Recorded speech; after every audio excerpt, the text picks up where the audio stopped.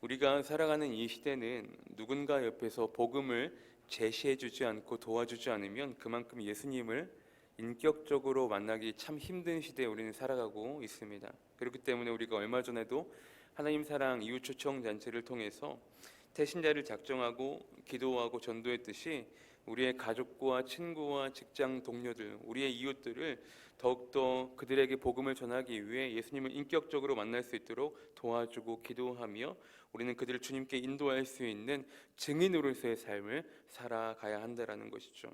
그렇게 이름도 없이 빛도 없이 내게 주어진 증인으로서의 삶을 잘 감당할 때 하나님은 결코 우리를 잊지 않으실 것입니다. 오늘 본문에 나오는 소경 바디메오에게도요, 이름도 없이 빛도 없이 예수님에 대해서 이야기를 해준 사람들이 있었다라는 것이죠. 누가 그에게 예수님에 대한 이야기를 해주었는지 성경엔 자세히 기록되고 있지 않습니다. 하지만 큰 무리의 이동을 직감했던 바디메오는 지나가는 사람에게 무슨 일이냐고 물었고 그 사람들은 예수님이 지나가심을 알려주었다라는 것이죠. 물론 그들은 생각 없이 그냥 말해주었을지는 모르겠지만 어쨌든 소경 바디메오에게는 그 한마디가 너무나 큰 이야기였다라는 것이죠. 바디메오는 앞도 보지 못하는 소경이었고 길거리에 앉아서 구걸하는 사람이었습니다. 그런 그에게 관심을 가져줄 리 하나 없었다는 것이죠. 생각을 해볼까요? 웬만하면 그가 물어볼 때에 대꾸도 안 해줄 것이고 무시하는 사람들이 정말 많았을 것입니다. 그리고 그의 물음에 여전히 대답을 해주지 않을 사람들이 더 많이 있었을 것입니다. 하지만 바디메오에게 예수님께서 지나가신다는 사실을 이야기해준 사람들이 있었기 때문에 바디메오는 예수님이 지나가심을 알 수가 있었다는 것이죠. 그들이 있었기 때문에 바디메오는 예수님이 지나가심을 알게 되었고 바디메오는 간절한 믿음을 가지고 그 기회를 잘 붙잡았을 때 결국 시력을 잃은 사람에서 시력을 회복한 사람으로 더 나아가서는 예수님의 증인으로서 예수님의 제자로서의 삶을 살아가는 놀라운 변화된 삶을 살아갈 수 있었다는 것입니다. 사랑하는 여러분, 믿음이란요 본래 믿는 이 자신이 아니라 믿음이 대상이 되는 존재에 의존한다라는 뜻을 가지고 있거든요. 그렇기 때문에 믿는 이 자신의 뜻보다는 믿음의 대상이 되는 분의 뜻을 우선으로 여기며 살아가야 한다는 것이죠. 오늘 바디메오도 마찬가지였거든요. 믿는 이 자신의 뜻보다는 믿음의 대상이 되는 예수님의 뜻을 더 우선으로 여겼다라는 것이죠. 특별히 오늘 이 짧은 말씀을 통해서 우리는 과연 이러한 바디메오의 믿음을 통해 어떠한 교훈들을 얻을 수 있을지 함께 나눠보기를 원합니다. 첫 번째로 믿음의 눈은 항상 희망을 보게 한다라는 것입니다. 바디메오는 앞을 보지 못하는 소경이었습니다. 오늘 본문에서 읽었듯이 바디메오의 이 앞글자의 바는 누구누구의 아들을 이야기하는 것입니다. 즉 바디메오란 디메오의 아들이라는 뜻이겠죠. 그러니 결국 성경에서는 그의 이름을 알 수가 없다라는 것입니다. 그는 길거리에 앉아 하루하루 구걸하며 생명을 연장하며 그날 소망 없이 살아갔던 사람이었습니다. 그런데 누군가에게 예수님에 대한 이야기를 듣고 그는 유대인들이 오랫동안 기다려왔던 다윗의 자손이라는 사실을, 즉 메시아임을 알게 된 것입니다. 그렇기 때문에 그의 인생에 희망이 생긴 것입니다.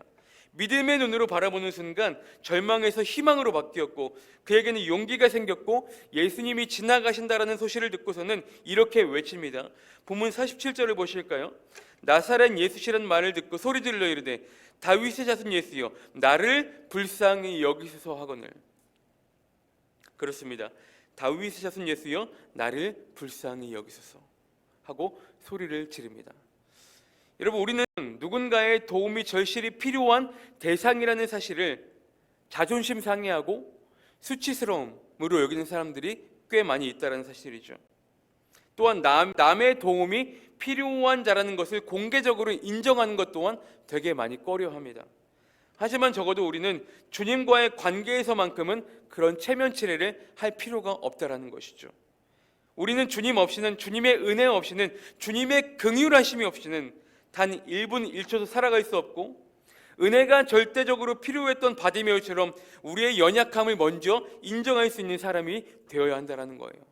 하나님 앞에 나아갈 수 있는 믿음의 눈은요, 나의 연약함을 바라볼 수 있어야 하고 나의 연약함을 먼저 인정할 수 있는 것에서부터 시작이 됨을 우리는 알아야 한다는 것이죠.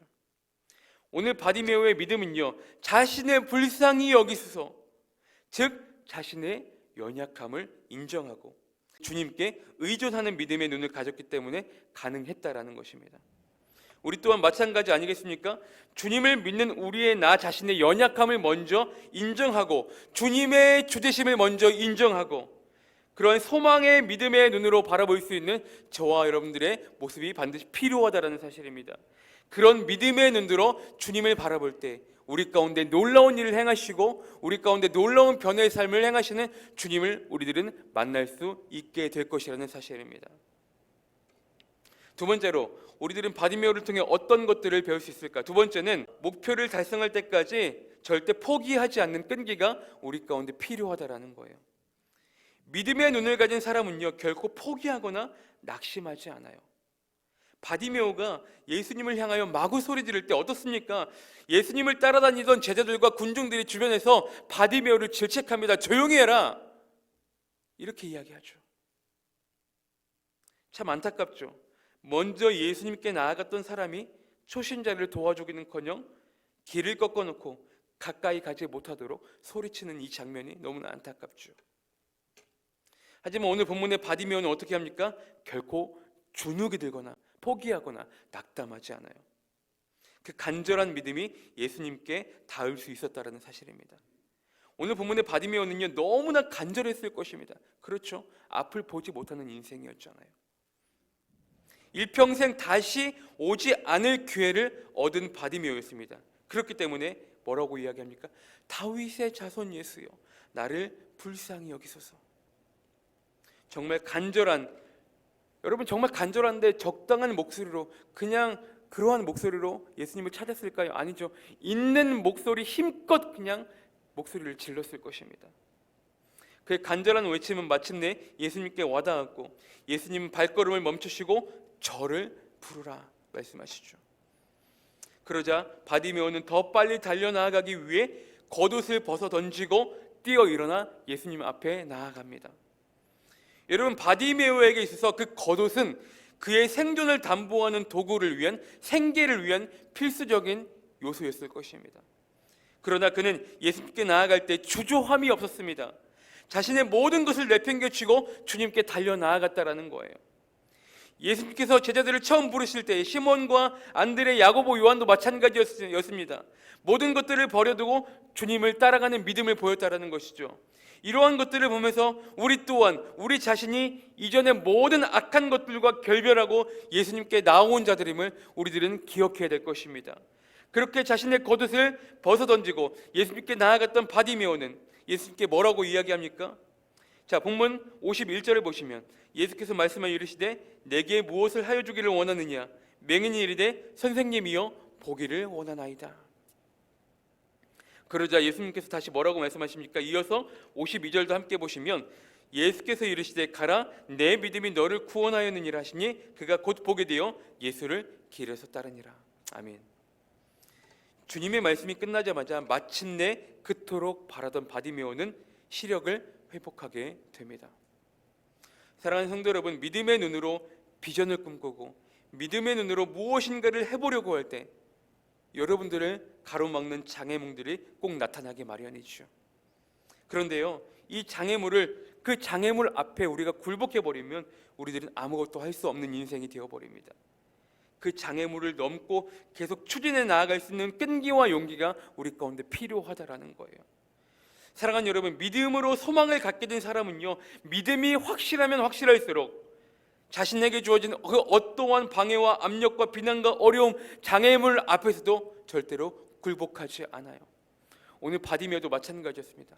당장 자신이 간절한데 너무나 지금 일평생 앞을 보지 못하는 인생에서 절대적으로 예수님을 만나고 나의 인생이 달라질 것을 믿음으로 바라봤던 바디메오에게 그 어떠한 주변의 외압이 문제가 되었겠습니까? 아니에요. 절대 그렇지 않았어요.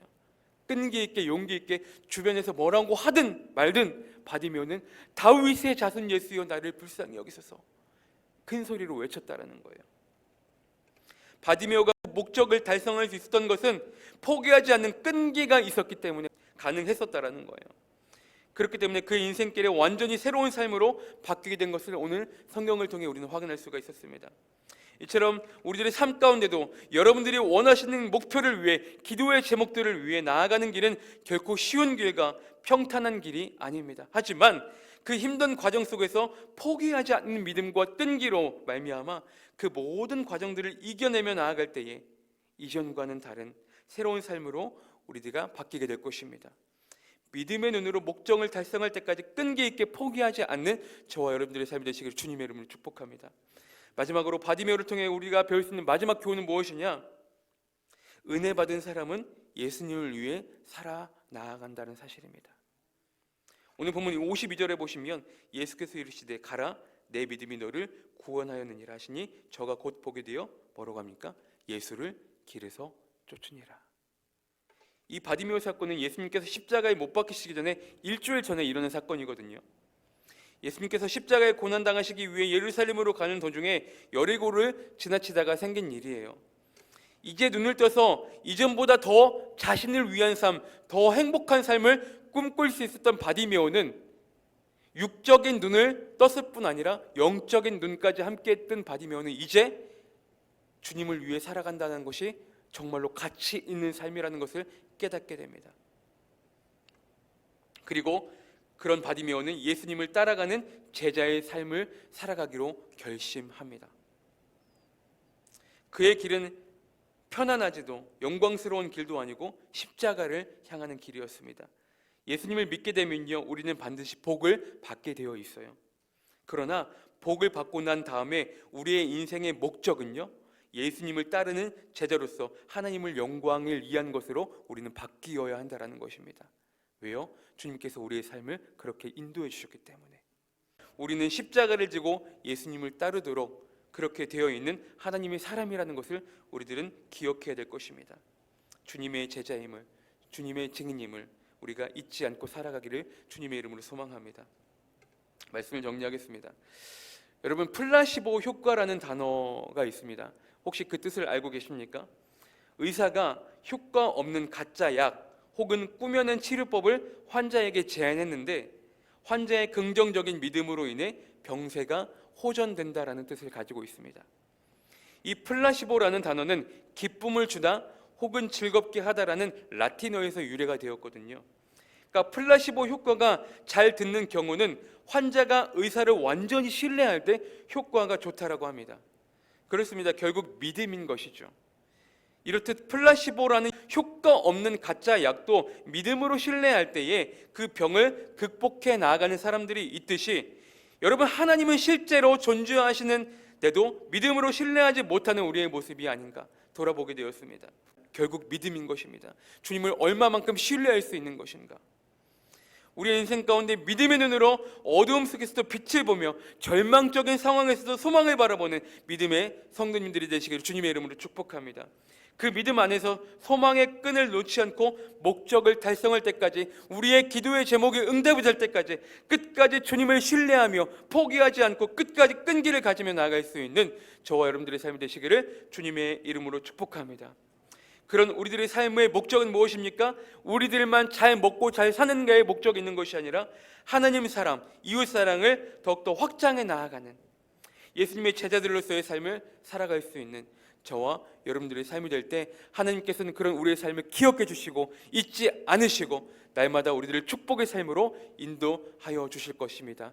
오늘도 그 주님을 믿음의 눈으로 바라볼 수 있는 귀하고 복된 하루의 삶이 되시기를 주님의 이름으로 축복하고 소망합니다.